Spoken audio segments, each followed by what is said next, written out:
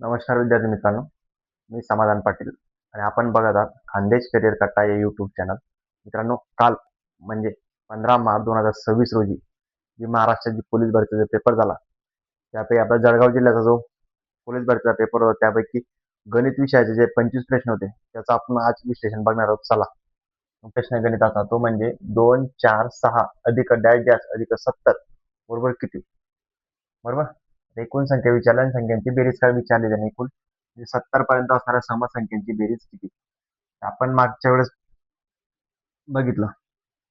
बेरीजाचा प्रश्न आला तर बघा, त्याचं उत्तर कसं काढायचं समजलं. आता 2 ते 70 मध्ये एकूण किती समसंख्या आहेत? एकूण 35 समसंख्या आहेत. 35 गुणिला त्याच्या 35च्या समोरील संख्या म्हणजे 36, 1260 हे आपलं उत्तर. ऑप्शन क्रमांक सी. बरोबर. पहिला प्रश्न. आता दुसरा प्रश्न आपला, आयताकृती मैदानाच्या कडेने व कोपऱ्यावर प्रत्येकी 4 मीटर अंतरावर एक याप्रमाणे मुले उभे आहेत.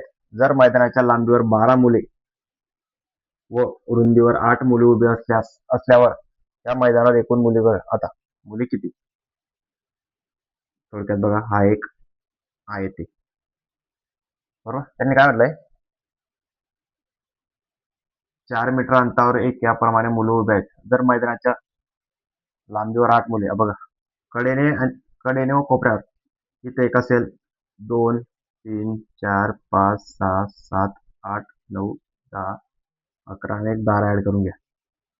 1, 2, 3, 4, 5, 6, 7, 8, 9, 10, 11, 12 मुले हे लांबीवर आणि रुंदीवर 8 मुले. आता बघा, हा जो कोपऱ्यावर तो एक कॉमन आहे, 2, 3, 4, 5, 6, 7 आणि हा कोपऱ्यावरचा 8. बरोबर.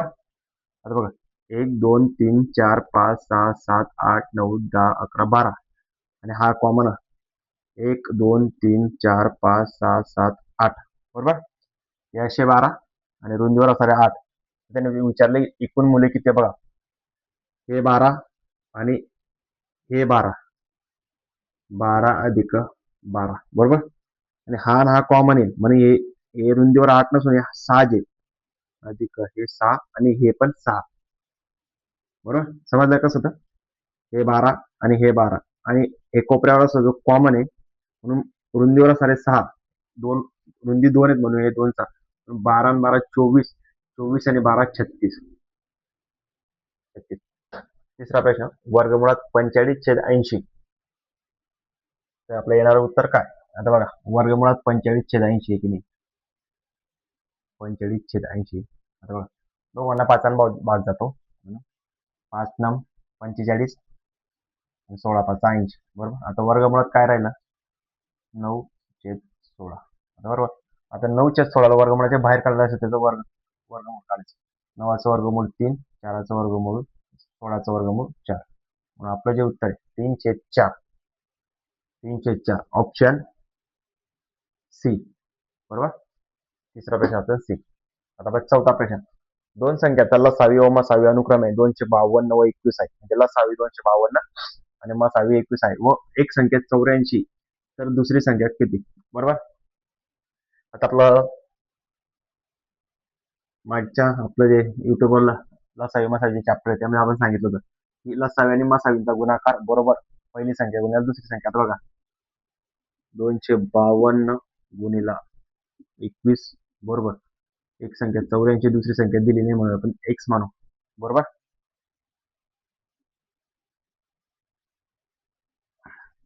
युट्यूबला आपलं लसावी मसावी म्हणून लेक्चर आहे, पूर्ण डिटेलमध्ये लेक्चर आहे, ते पाहावे. आता बघा, 252 गुणिले 21. आता बघा, हा 8 या साईडला गुणाकार आपण या बाजूला 252 गुणिला 21/8. बरोबर. आणि या साईडला राहिला तो एक्स. आता बघा काय होतं याच्यात, 8 नाही 84 सॉरी. आता बघा, 21 1 21, 21 चौक 84. बरोबर. आता 4 आणि यल भाग जातो. 4 सक 24 उरला 1 झाले 12. 4 त्रिक 12. आपली जी दुसरी संख्या असेल ती असेल 63. बरोबर. आणि ते आपल्या प्रश्नाचा ऑप्शन आहे सी. प्रश्न 5वा 3/5 4/15 7/10 या पूर्णांकाचा लसागु काढा. प्रश्न शॉर्ट मध्ये लिहितोय, समजून घ्या. बरोबर. आता आपलं जे लसागु मसागु आपण जे युट्यूबला जे चॅप्टर आहे लसागु मसागु त्यामध्ये पूर्ण एकदम डिटेलमध्ये शिकवलेला लसागु कसा काढायचा. आता अपूर्णांकांचा लसागु काढायचा असेल तर बघा, अपूर्णांकांचा लसावी बरोबर.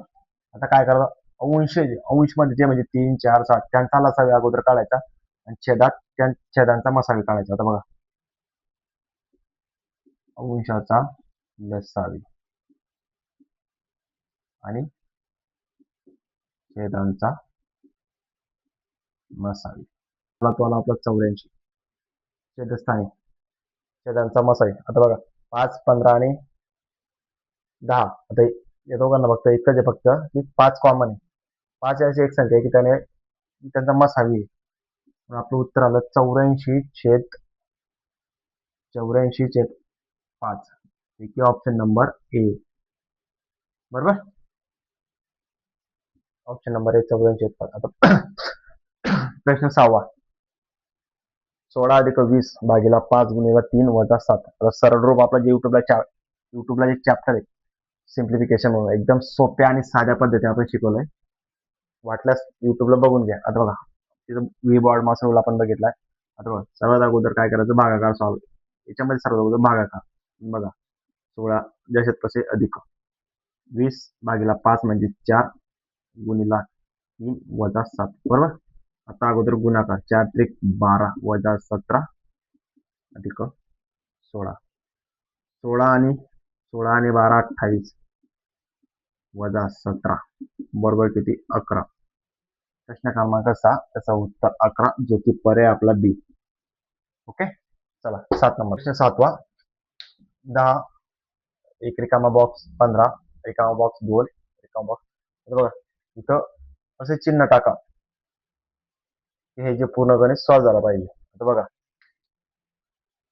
आता काय करू आपण, इथं प्लस टाकू, इथं गुणाकार, इथं वजा आणि इथं बरोबर. आता बघा 10 अधिक 15 गुणिले 2 वजा 4 बरोबर 36. आता इथं का बरोबर बघा, 15 दुने 30 अधिक 10 वजा 4 बरोबर 36. 10 आणि 3 40 वजा 4 बरोबर 36. बरोबर. आला आपलं उत्तर, जे की ए क्रमांकाचं ए ऑप्शन आहे आपलं. बरोबर. आता प्रश्न 8वा एकूण झाडांपैकी, प्रश्न थोडा शॉर्ट मध्ये लिहितोय, समजून घ्या. एकूण झाडांपैकी 2/5 झाडे आंब्याचे, 3/7 झाडं पेरू, उर्वरित जे झाड आहेत ते संत्र्याचे. जर एकूण झाडं 175 तर संत्री किती असते. आता बघा 2/5 आणि 3/6. आता एकूण झाडं एक आहे, समजून एक्स आहेत, त्यापैकी 2/5 अधिक 3/6 हे आंबे आणि पेरूचे झाले. बरोबर.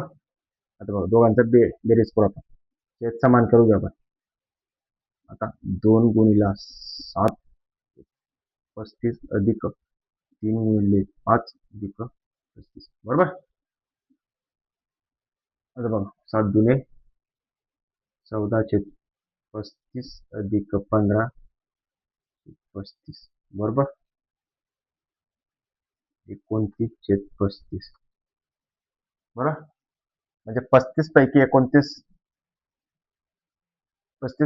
झाडं म्हणजे हे एक. आता उर्वरित झाडं किती बघा, आता 1 पैकी 29/35.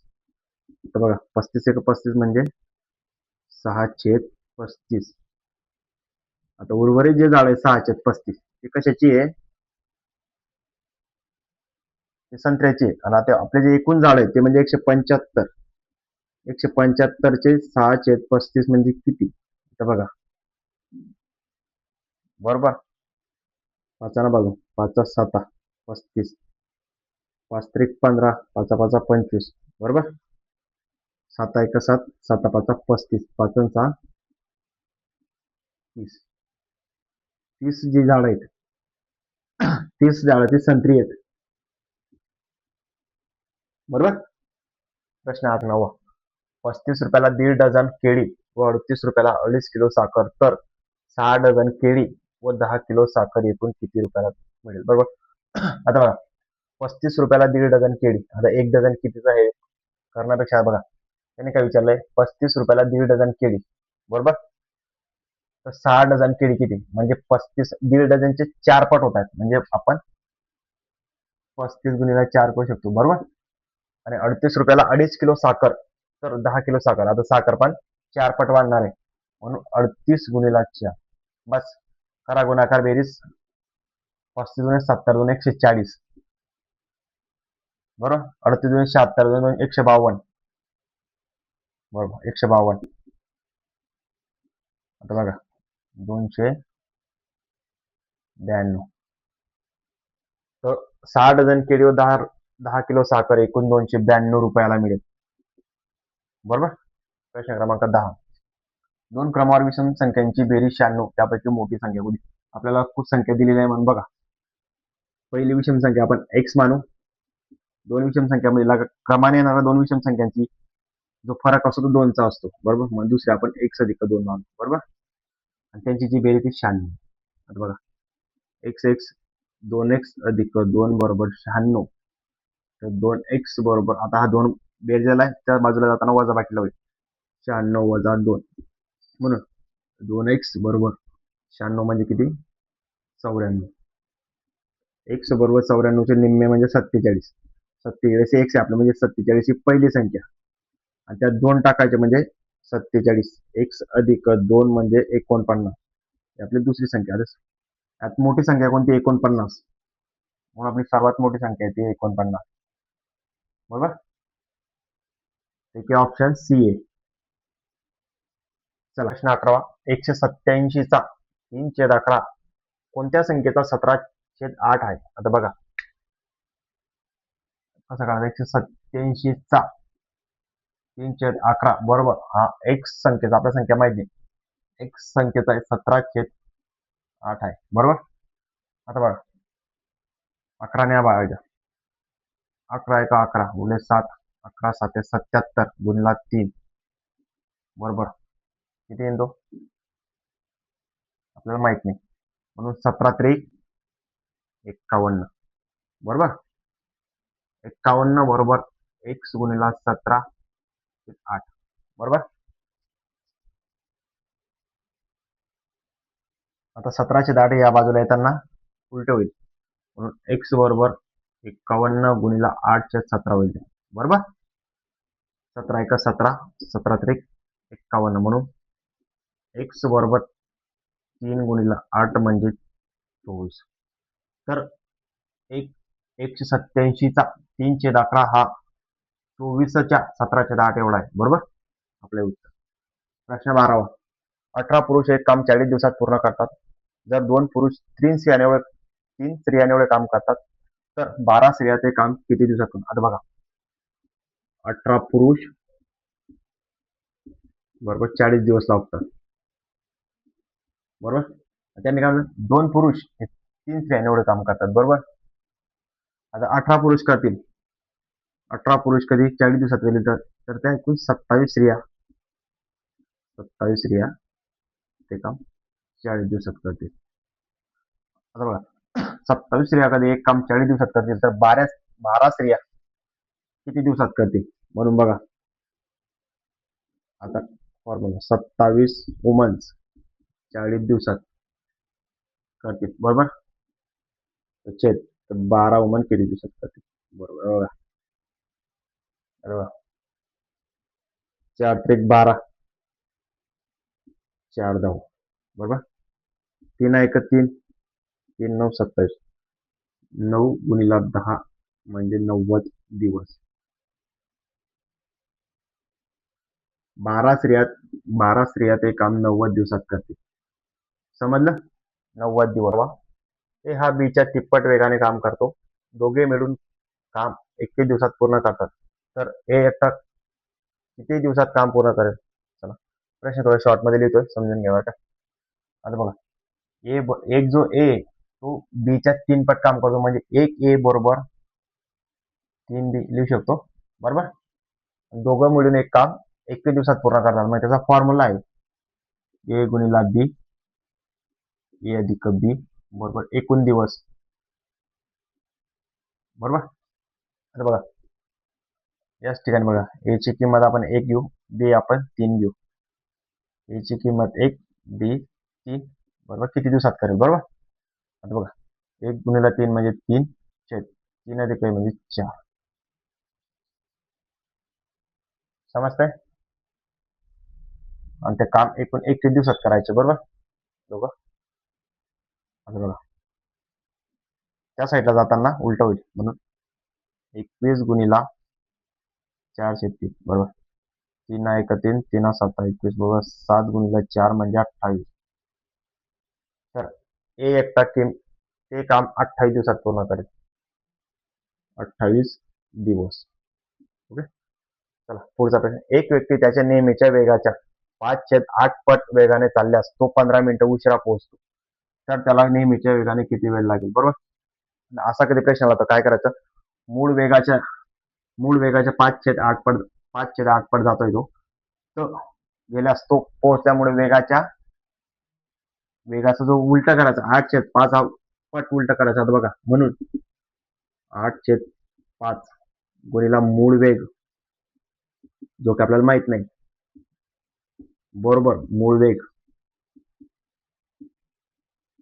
अधिक किती मिनिटं जास्त लागलाय? 15 मिनिटं. 15 मिनिट. बरोबर. आता बघा, 8/5 गुणिला मूळ वेग आपल्याला माहित म्हणजे एक्स करू, एक्स अधिक 15. बरोबर. आता बघा, 8x/5 बरोबर एक्स अधिक 15. हा 5 छेदात आहे, त्याच बाजूला जाताना भागाकार त्यावेळी गुणाकार होतो. बघा, 8x बरोबर 5x अधिक 15 5 75. 8x 5x बेर दिलाय, वजा केला. 8x मध्ये 5x गेलं 3x, 3x बरोबर 75. तर x बरोबर 25. 25x आपला का आता मूळ वेग होता, तो की 25 मिनिटं, 25 मिनिट. ओके. क्रमांक संख्यांची बेरीज 110 तर मोठी संख्या कोणती? आता बघा, क्रमांक संख्या विचार 4 संख्या दिलेल्या नाहीत. आता आपण क्रमांक संख्याकडू. आता पहिली संख्या आपण x मानू, अधिक दुसरी संख्या आपण, क्रमांक संख्येमध्ये फरक तो एकचा असतो, म्हणून x अधिक 1 म्हणजे पहिली संख्या, दुसरी संख्या झाली. तिसरी संख्या म्हणजे x अधिक 2 आणि चौथी संख्या म्हणजे x अधिक 3. त्यांची जी बेरीज येते 110. बरोबर.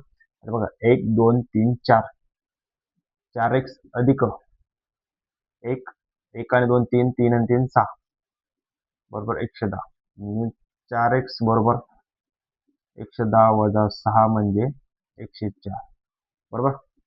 तर x बरोबर 104 छेद x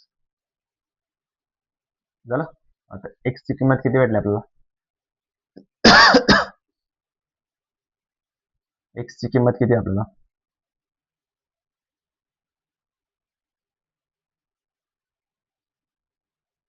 26. बरोबर. आता पहिली संख्या आपली 26, दुसरी संख्या 27, तिसरी 28 आणि चौथी 29. सर्वात मोठी संख्या 29. बरोबर. आता प्रश्न सोडवा. चार मुलींची सरासरी वय 21 वर्ष. त्यांच्या वयाचे गुणोत्तर 2:3, 3:4, 4:5 आहे. त्यापैकी मोठी व लहान मुलींच्या वयांची बेरीज किती? आता बघा, 4 मुलींच्या सरासरी वय किती? 4 मुलींची सरासरी काढायची म्हणून गुणिले 21 बरोबर किती? 84 वर्ष. त्यांचे गुणोत्तर किती आहे? 2:3, 3:4, 4:5. आता बघा, 2 आणि 3 5, 5 आणि 4 9, 9 आणि 5 14. बघा, 84 एकूण गुणोत्तर किती त्यांचं? 14. बरोबर. आता त्यापैकी सर्वात मोठी म्हणजे ज्याचं गुणोत्तर मोठं ते सर्वात मोठी गुणिले 5. सर्वात लहान म्हणजे 84 ते 17. सर्वात लहान की ज्याचं गुणोत्तर लहान म्हणजे 2.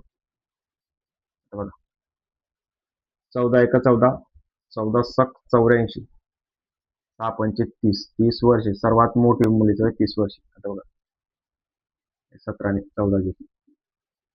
14 × 84 6 × 2 = 12 12 वर्ष. आता ती बेरीज 30 वर्ष आणि 12 वर्षे म्हणजे 30 + 12 म्हणजे 42 वर्ष.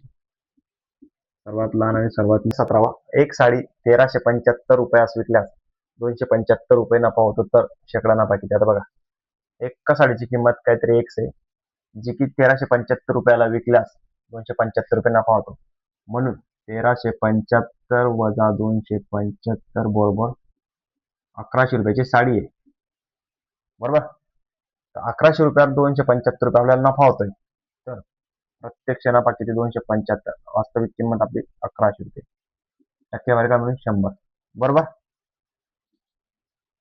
1 2 कॅन्सल. आता बघा 11 मध्ये 11 दुने 22, 5 11 5 55 म्हणजे 25% नफा झाला 17%. आता बघा 18, 50 पेन 150 रुपयाला विकले तेव्हा 50% नफा झाला, तर त्याला एकूण किती रुपये नफा झाला? आता बघा, दीड झाला म्हणजे 50%, तर 100% बरोबर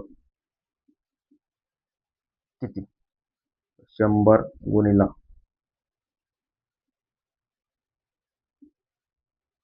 बरोबर 150 300 म्हणजे 100%.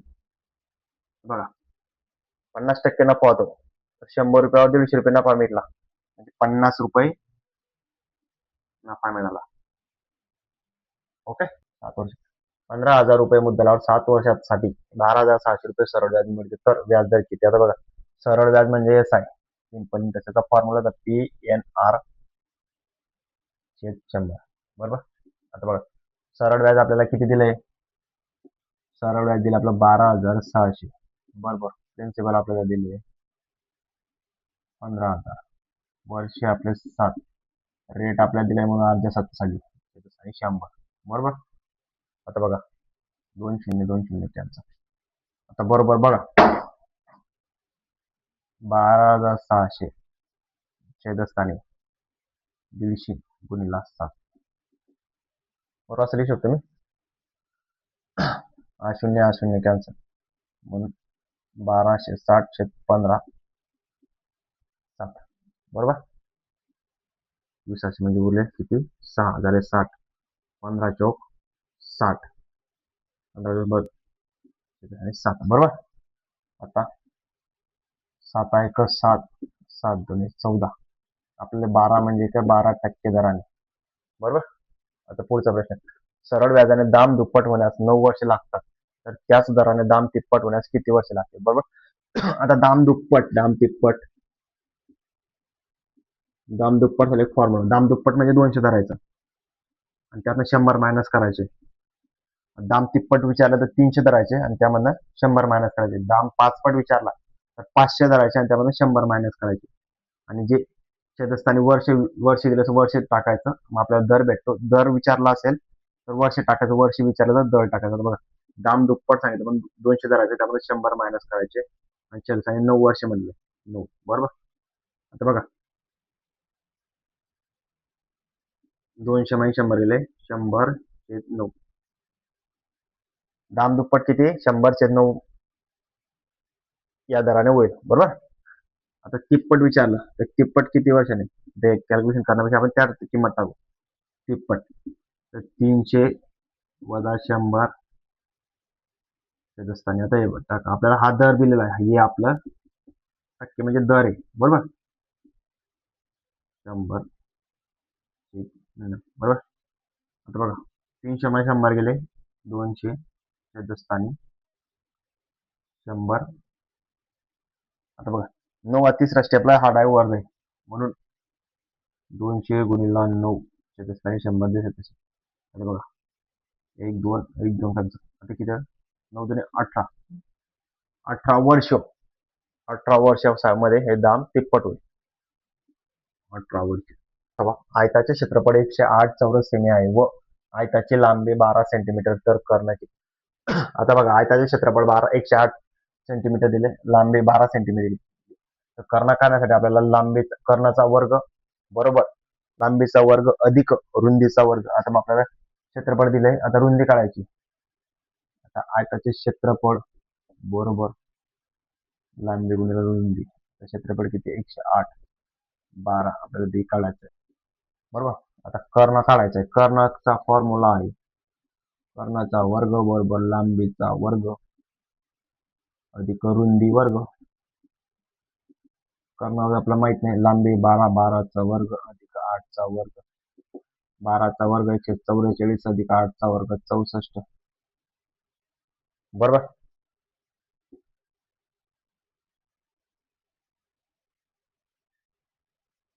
Sorry sorry 12 8 96. 12 मास्टर्स होता. 9 सेमी. 9चा वर्ग 9 81. बरोबर. आता करा बेरीज. 4 आणि 1 5 8 5 8 आणि 4 12 2 8 1 225 वर्गमुळा 225. कर्णचा वर्ग कर्णाचा वर्ग 225. कर्ण बरोबर 225 कशाचा वर्ग आहे? 225 15चा वर्ग आहे म्हणजे 15 सेमी. कर्णाची जी लांबी ती 15 सेंटीमीटर. बरोबर. आता प्रश्न पुढचा. चाकाची त्रिज्या 2.1 मीटर तर 6.6 किलोमीटर अंतर पार करण्यासाठी चाकाचे किती फेरे लागतील? आता बरोबर. चाकाचा त्रिज्या दिली म्हणजे आपल्याला एक परीघ पूर्ण होईल म्हणजे एक फेरा पूर्ण होईल. म्हणजे चाक म्हणजे वर्तुळाचा परीघ काढायचा आपल्याला. वर्तुळाचा परीघ बरोबर 2 पाय r. बरोबर. 2 गुणिले 22 7 22/7 गुणिले r किती आपल्याला 2.1. बरोबर. आता 7 1 7 3 21.03. बरोबर. 22 दुने 44 गुणिले 0.3. 4 त्रिक 12 2 4 त्रिक 12 13 पॉईंट म्हणजे 13.2 मीटर. 13.2 मीटर हे झालं एक. आणि त्यांनी विचार 6.6 किलोमीटर बरोबर 6600 मीटर छेद 13.2 मीटर. बरोबर. 1352 आणि 4 2 8 म्हणजे बरोबर 500 फेरे मारतील. चला ते वर्तुळाचा परीघ 50% वाढवला तर क्षेत्रफळ किती टक्क्याने वाढेल? आता बघा वर्तुळाचा परीघचं एक सूत्र आहे. वर्तुळाचा परीघ बरोबर 2 पाय r. बरोबर. हे एक वर्तुळ आहे. 2 पाय r त्याचं सूत्र आहे. आणि त्याचा दुसरा एक वर्तुळ येते की 2 पाय r आपण दुसरं धरू. त्याचं 50% क्षेत्रफळ 50% त्याचं परीघ वाढवला. परीघ वाढला म्हणजे 50% त्रिज्या वाढेल तेव्हा परीघ वाढेल म्हणून कॅन्सल. हा r 1 आहे. पहिल्या वर्तुळाची जी त्रिज्या r त्याची किंमत आपण 1 धरू. आणि दुसरं जे परीघ 50% वाढतोय त्रिज्या r1 म्हणजे ते 1.5 धरेल. बरोबर. आता बघा कॅन्सल.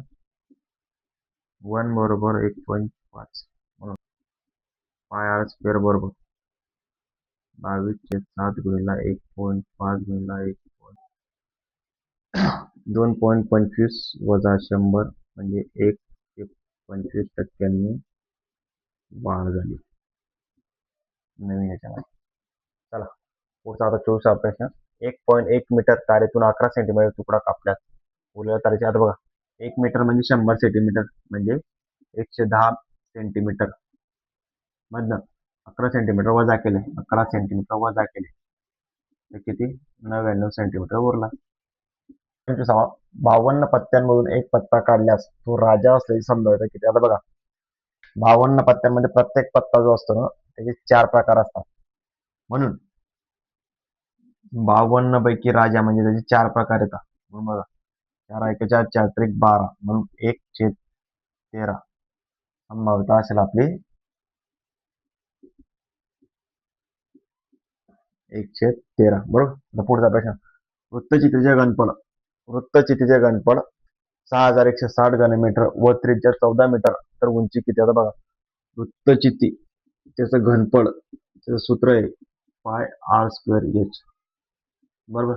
घनफळ किती दिलंय 6160 पायाची किंमत 22/7. आर किती? आर म्हणजे त्रिज्या. त्रिज्या किती? 14 × 14. उंची आपल्याला काढायची बरोबर. आता बघा 7 × 1 = 7 × 2 = 14. आता बघा 6160 चतुस्थानी 22 × 2 × 14 बरोबर उंची निघेल आपली. दोनाने भाग देऊ आपण. 1/3080 चतुस्थानी 22 × 14. 22 ने भाग दिला. 22 × 1 = 22. 8 22 चोक 88 आणि 0 बरोबर. 22 कॅन्सल. काय राहिलं का 140. 140 म्हणजे बरोबर 10 ची उंची असेल तर 10 मीटर. ओके.